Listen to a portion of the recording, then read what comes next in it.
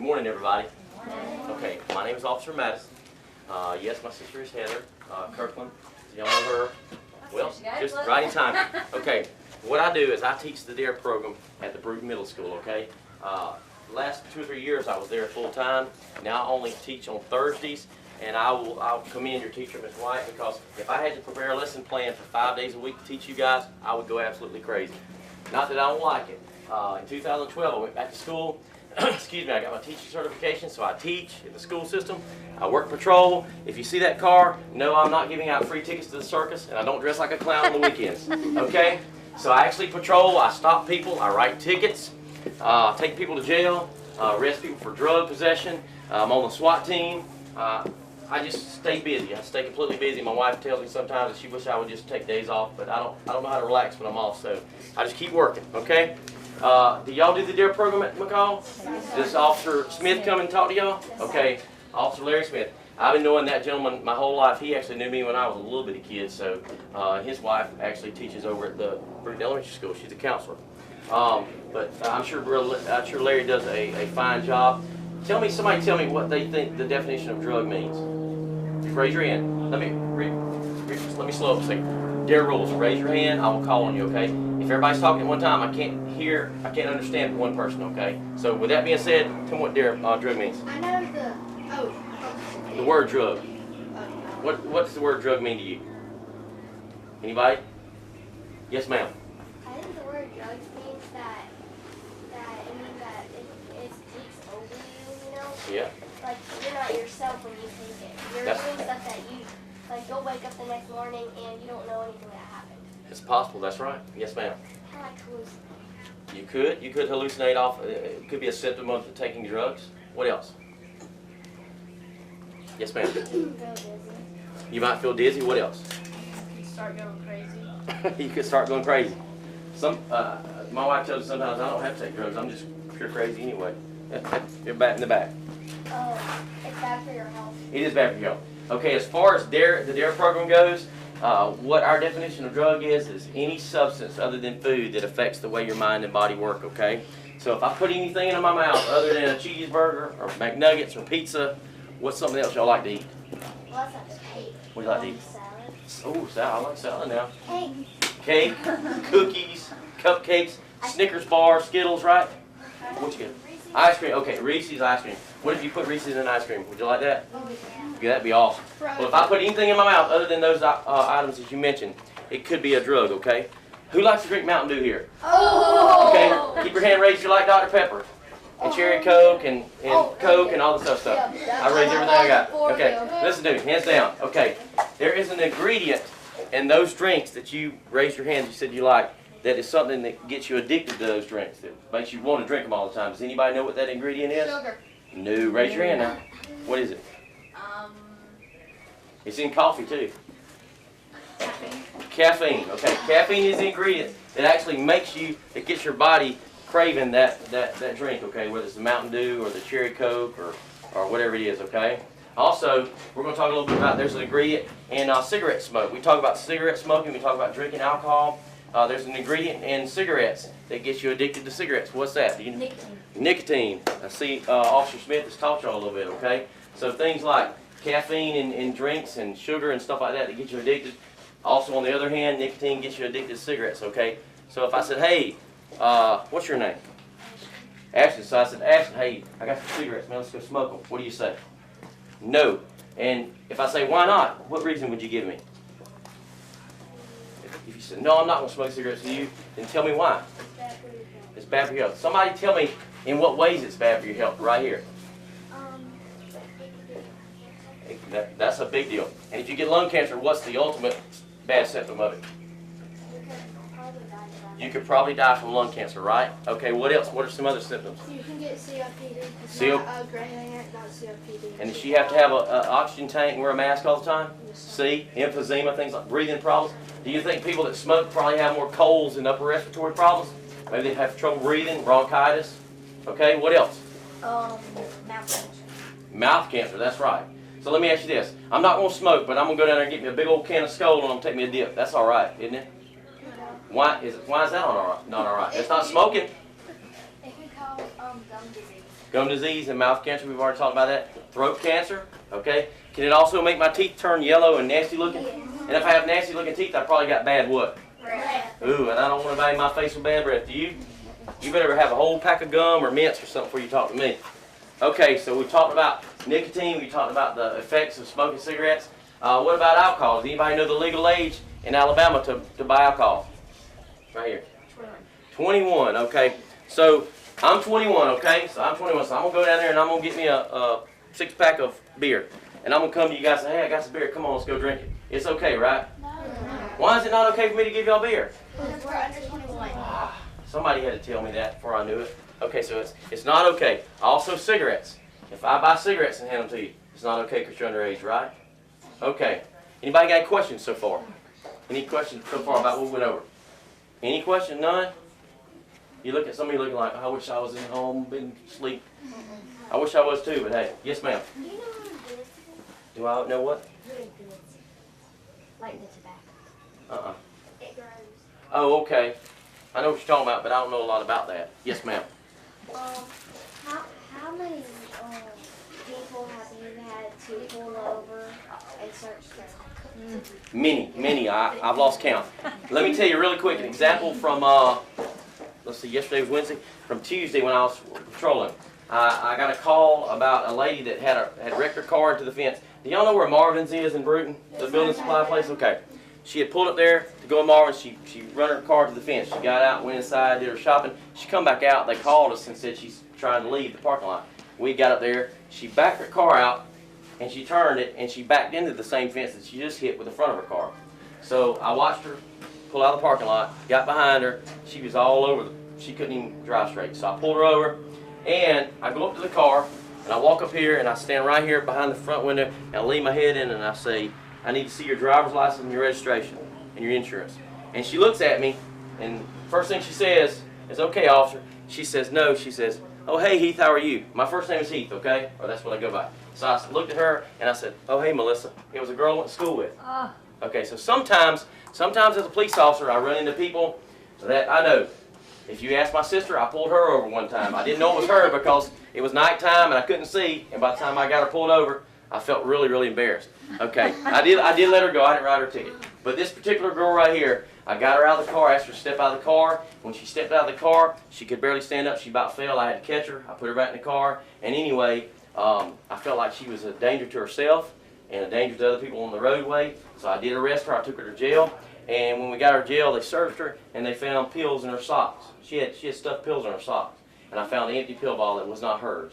So sometimes the doctor will prescribe you pills, right, when you hurt yourself, maybe pain or something like that. So these pills that she had on her had her mother's name on the bottle. But is it okay for her to take her mother's pill since it's her mother? No. Okay, when a doctor prescribes you medication, who's it for? You and you only, right? Okay, so if I decide to take one of my mother's pills, or my mother or my friend says, hey, my arm hurts, can you give me one of your pain pills? That's not right, is it? That's not legal. Okay, it's only for the person prescribed. So let me ask you this. If the doctor puts on that pill bottle, take one a day or take one as needed every day or whatever. Or take one a day. If you take more than what's on that bottle, what's that called? Overdose, but it's also abusing it, right? You're abusing what the doctor told you to do. On that note, let me grab my drug board and I'll tell you what some people do. We have in Escambia County, right now, in the whole county, whether you go from everywhere from North Bruton all the way down to Atmore and everywhere in between, we got people selling pills. That's a big problem. When I first started here 7 years ago, when I moved back here, I was in the Army full time. And when we first started here, we had a lot of problem with marijuana, a lot of problem with crack cocaine, and now we have problem with pills. Because pills are a lot easier to get. They can go and tell the doctor they're sick or whatever, or complain they're hurting, and they can get the pills. Now this pill right here on the bottom is a Loratab. You ever heard of that before? Okay, Loratab is a very strong pain pill, okay? And if I were to go to the doctor and get Loratab, with my insurance, well, my insurance might pay for this prescription, maybe 8 or 10. Say the doctor gives me 10 of those, okay? And my prescription's $10 for all 10 pills. But some people take this one pill and they'll sell it for $8 or $10 a piece. So let's just say you got a bottle of 10 pills, okay? And you sell each pill for $10. How much have you made? $100 off that one bottle of pills that I paid $10 for. Okay, that's what people do. They sell per pill. and make the money. Or the doctor will give them 15 pills, and then in 2 days, all 15 are gone. Instead of taking one a day. Now this one right here in the middle, that is a Xanax. That's an anti-anxiety pill. Also, these two on the end are anti-anxiety pills. They're a Class C, Class 4 scheduled drug, Class 2, excuse me, which means if you're caught with them, you don't have a prescription, you can go to jail. Okay. Now all these other drugs up here, this little one right here, this is what they call crack cocaine. Okay. The way people ingest this is what they do is they take it and they put it in a little spoon, a metal spoon. They take a cigarette lighter underneath it, and they heat it up. It will crystallize. It will turn into a liquid. They'll take a hypodermic needle. They'll draw it up in there, and they'll shoot it in their veins, okay? That's how they get high. And people have overdosed plenty on this little drug right here. This one little pill right here is about 50 bucks. About $50 for those. You know, somebody asked me the other day, I called it crack cocaine, and he said, if I pick up a rock and there's a crack in it, is that crack cocaine? And I said, no, this is a manufactured drug. You can't find this laying around on the ground or growing anywhere. People have to put effort into making this, okay? So it's not something that you find just laying around unless somebody's dropped it. This little bag right here is marijuana, okay? That little bag right there is what they call a quarter bag. It's not a 20-cent bag, it's not a quarter bag. So about 20 bucks for that little bit right there. That's about one cigarette, one little blunt, one joint, okay? People ask me how we get this stuff, or why do I carry around drugs in my car? Well, other than they know I've got them and I'm a police officer, hopefully they won't come get me.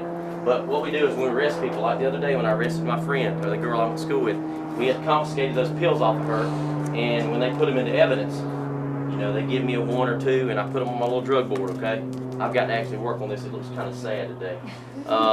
But we confiscate those drugs. Now, the rest of the drugs that we confiscate, after the trial is over and that person goes to court, if they're convicted, they go to jail, whatever, then those drugs are sent to the lab, state lab in Montgomery, and they put them in a big incinerator. It lights up like a fireplace, but it gets really, really, really hot, and it just burns up all the drugs so that nobody else can get them and use them, okay?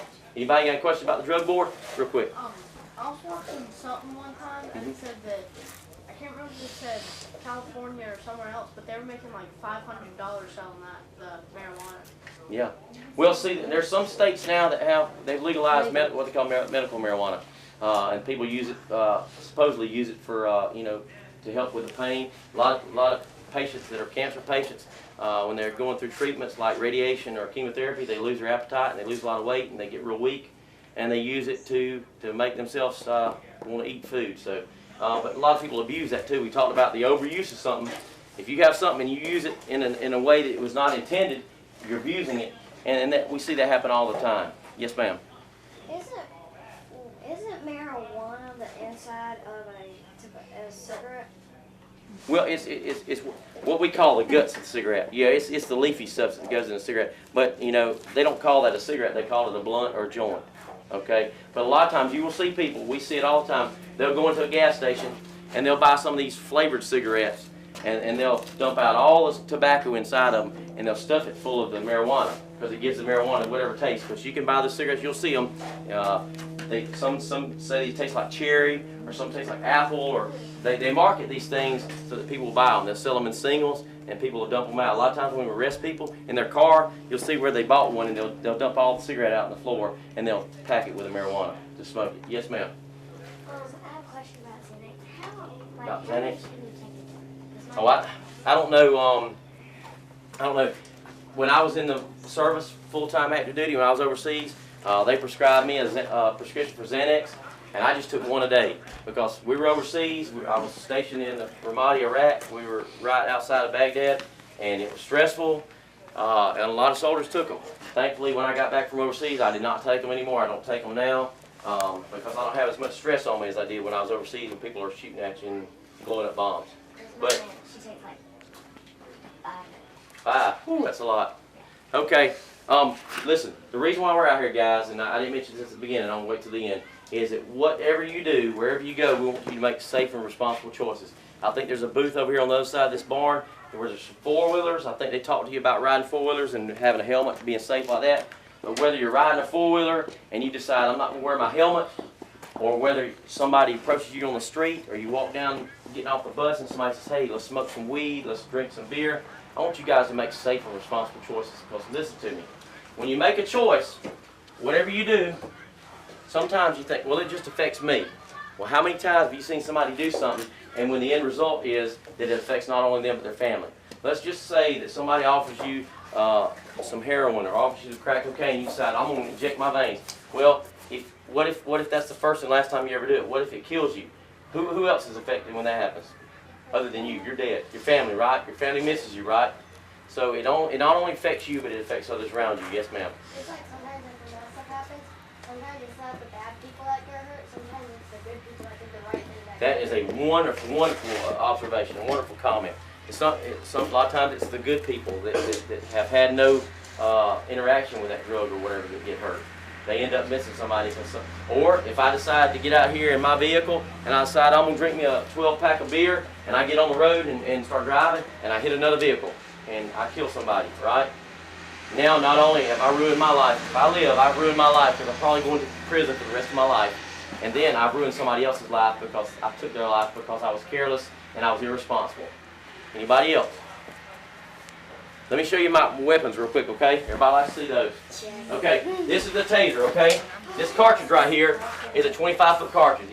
It's not going to hurt you because it's not connected to the gun, okay? The gun itself, okay? Green blast doors represent 25 feet. So if I fire this weapon, these will shoot 25 feet. There's 2 hypodermic prongs in there that will stick in your body and will tase you, okay? A taser is a neuromuscular incapacitator. What that means is when you get tased, well, it hurts really bad, but what it does, it blocks the signal that comes from your brain that tells your arms to move, your fingers to wiggle, your toes to wiggle, and so what it does, it tenses your body up where you can't move or do anything. It does that. It'll last for, you'll see it in a minute, I'll ask you. And then what you do is you either fall to the ground. When they tased me, when I got certified, I had 2 officers holding me by each arm, so when it started, I tensed up really, I couldn't move, and when it stopped, I just fell to the ground.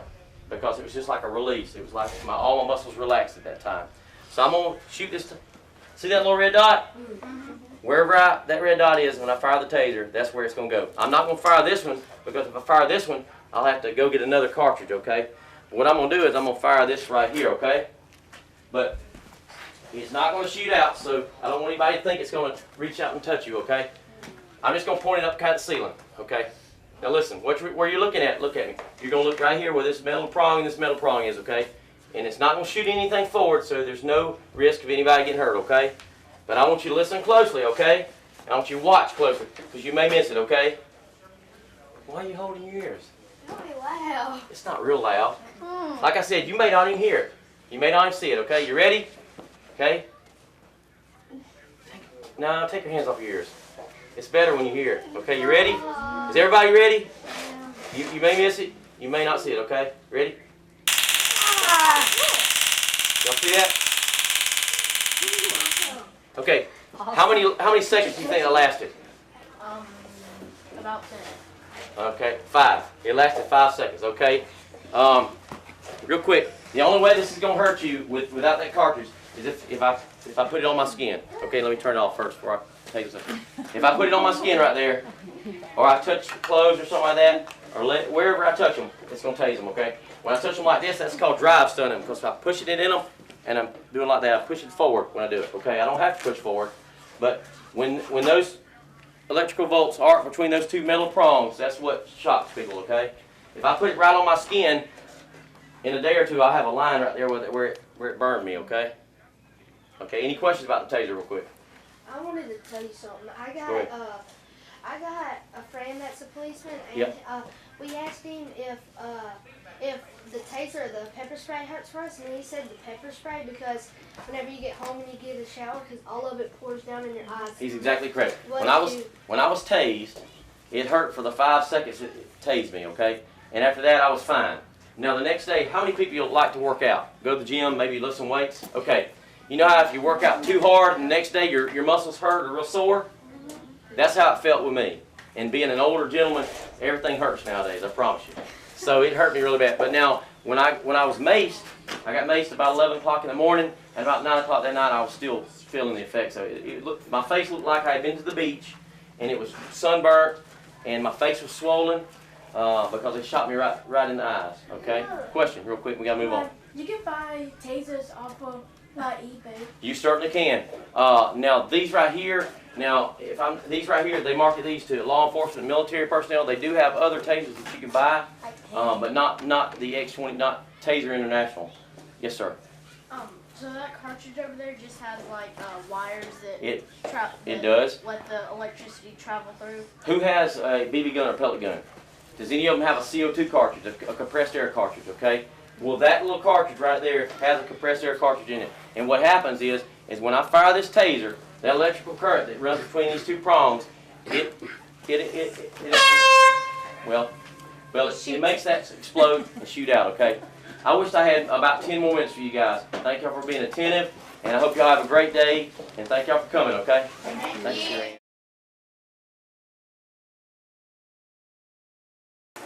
Okay, my name is Jeff Kirkland, and I work at Southern Pine Electric Co-op. I know some of you, is that right? Okay. Hey, tell me, what do you like about electricity? Caroline, what do you like? Gives you electronics.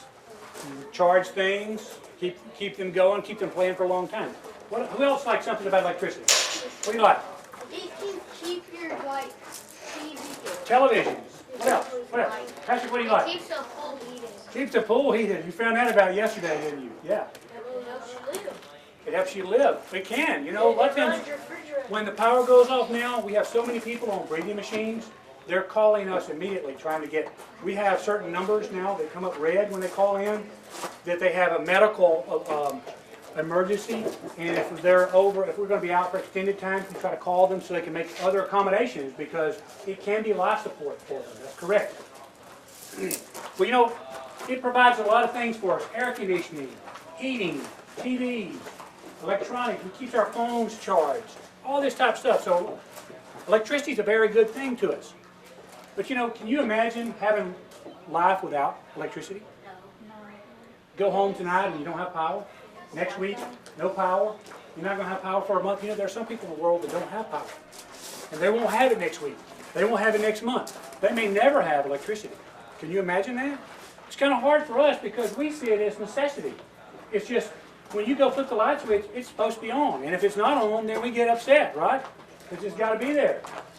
Well, you think about that. A lot of times when it's raining, when it's storming outside, and your power goes off, someone's going to have to leave their house, their table with their family, and go out in the middle of that storm and fix the electricity so you can have that convenience at your home.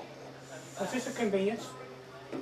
It's a convenience because you have to pay for it, so it's a convenience, right? So we're going to play pretend today. We're going to pretend this is your home, okay? These are going to be the transmission lines. They generate the electricity. They send them down transmission lines, which go into a substation. It has giant transformers. What is a transformer? What is the purpose of a transformer, Patrick? It's like that thing like that. This is a transformer too. That's correct. So is this. This is a transformer. What kind of transformer is this for? Underground wires. Yes, we have wires underground and up on the poles. They are underground. So before you ever dig, you need to call and make sure that there are no wires underground. But what is the purpose of that transformer? Who knows? Tell me this. Who in here has seen the movie Transformers? What does little Bumblebee do in the movie? Transforms from a car to a giant robot or a transformer. And then, what can he also do? He can reverse and come from the giant robot back to the little car. These transformers do the same thing, but it's with electricity. Okay? It reduces, the reason we put it there in line here is to reduce the voltage. So we have high voltages coming in to the substation, and it reduces the voltage. Then we come down here to the distribution lines to a smaller transformer, which shrinks it down even more so it can go into your home and turn the power on your house. Just notice the light there? That's what it does. Transformer's purpose. But if someone comes in and hooks up a generator, like if you have a hurricane, someone hooks up the generator improperly, that transformer can do just like in the movie. It can have a little bitty voltage from your home, and the transformer will step it up so it can power your neighbor's home. Or if there's a power line down in your neighbor's yard or your yard, it can energize it. So if you ever see a power line down on the ground, what do? Don't stay away from it. You don't touch it. That's right. First thing you do is get away from it. What's the second thing we do? I know your daddy Kendrick has told you something. Tell me. What did you tell you to do? Well, you tell him this when you see him. That Mr. Jeff said, we get away from it and then we tell somebody. Okay? We tell somebody. Why is it important that we tell somebody, Craig? So you know what if you have, who in here has a little brother or sister or a niece or nephew? Okay? Think about this. When the power line comes down, I talk to kindergarten classes and preschool classes all the time. Do you know what they tell me? You know what they tell me when they power? I said, what do you do if you have a power line on the ground? Do you know what they tell me? They tell me, we fix it. You know, it's kind of funny in it. But you know, they believe that because they watch the movies called Handy Nanny, Bob the Builder. What do they say? Can we fix it? Yes, we can. And they think they can fix it. But you don't want to fix these lines. These lines are very dangerous. Very dangerous. Have you heard of the electric chair in Atmore? I know they don't use it today. But our smallest voltage is 3 times more powerful than the electric chair there. So imagine what that would do if you touch the line. Now, what if you had an accident? All right, you're going home. I know all of you ride buses because you're on one today. You may not ride them often. This could sacrifice from a bus to, it could substitute to an SUV, car, truck, doesn't matter, any vehicle that you're in, this could work the same way in. All right? When you go home this afternoon, I want you to look at something. When you're in the car, look to the right of you and tell me, you don't have to tell me, you don't have to call me home, but just think about this. How many power lines, or how far is the power line from my car? Not very far. On the other side, it's not very far. Just like that. You know, there's all the publicity, campaigning now going out that says, don't text and drive. You shouldn't be using your phone. Distractions. How many times has someone that you've been in a car with has picked up the phone and tried to dial and they move it? Just like that, it can happen and you can hit a pole. Just like that, it can happen. And next thing you know, you have a power line down on a vehicle. What do? Get out. Who thinks you should get out? Who thinks you should stay in? You should stay in. So the ones that raise their hands to stay in, what would happen if you tried to get out? You would get electrocuted. Where is electricity trying to go? To the ground. Into the ground. That's correct. Take a look here and let's see what will happen if I touch electricity, if I touch that bus with a power line on it and have the ground at the same time. Electricity is going into the ground. Electricity likes you. Why does it like you so much? Because it's a pathway into the ground. It's a pathway into the ground, but why does it like you so much?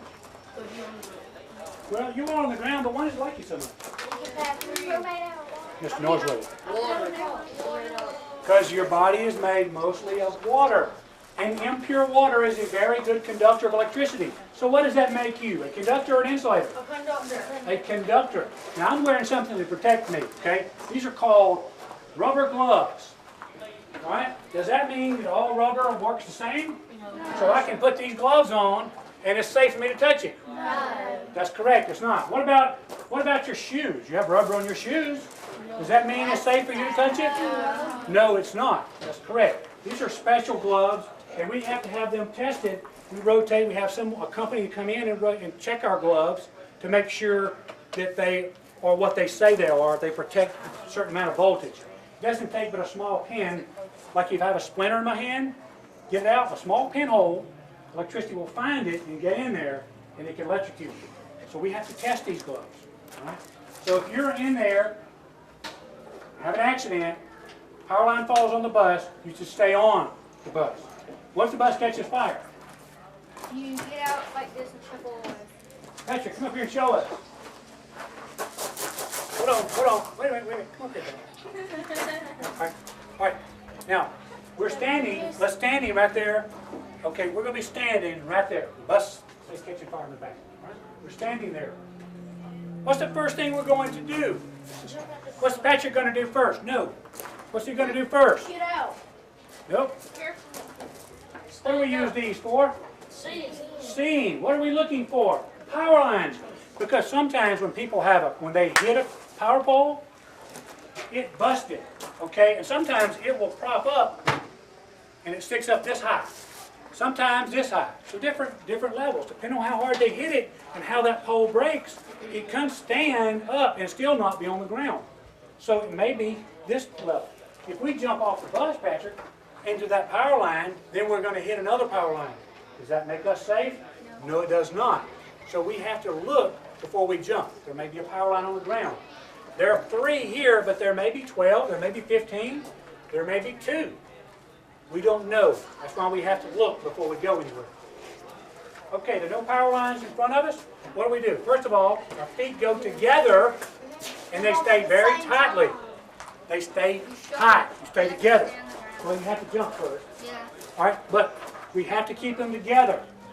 We do not let them separate. And then when we jump, now jump. Keep them together. But you've got to jump far enough, because if I jump that way and then I touch the bus or I fall, lose my balance, I touch the bus, what happened to this little boy will happen to you. You'll get electrocuted. You can get electrocuted. Now, once we're on the ground, how do we do it, Patrick? We shuffle. Keep our feet together.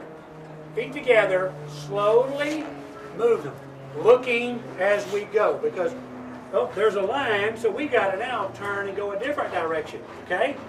So you keep them together, and you go for it. Thank you, Patrick. Have a seat. You always have to maintain your calm. Now, what happens for our friend? Okay, our friend's on the bus. Craig's my friend, okay? He's on the bus, but he didn't know what to do. So how do I say, here, Craig, come on, help me. I'll help you out. Stand far away and yell. You have to use your voice to help, okay? You have to tell them this way. Because if you do that, it's going to kill both of you. So therefore, you have to use your voice to tell someone else. Maintain your calm. Keep calm. I know it's going to be difficult, but maintain your calm. Because you guys are smart. And you know what to do now. Okay? So, we know what to do, right? Now, do y'all climb any trees? Yeah. Sometimes. Well, I just happen to have a little tree here that people climb. Now, do you think people climb trees near power lines? I know y'all got a kind of a short version. I'm sorry. Thank y'all very much.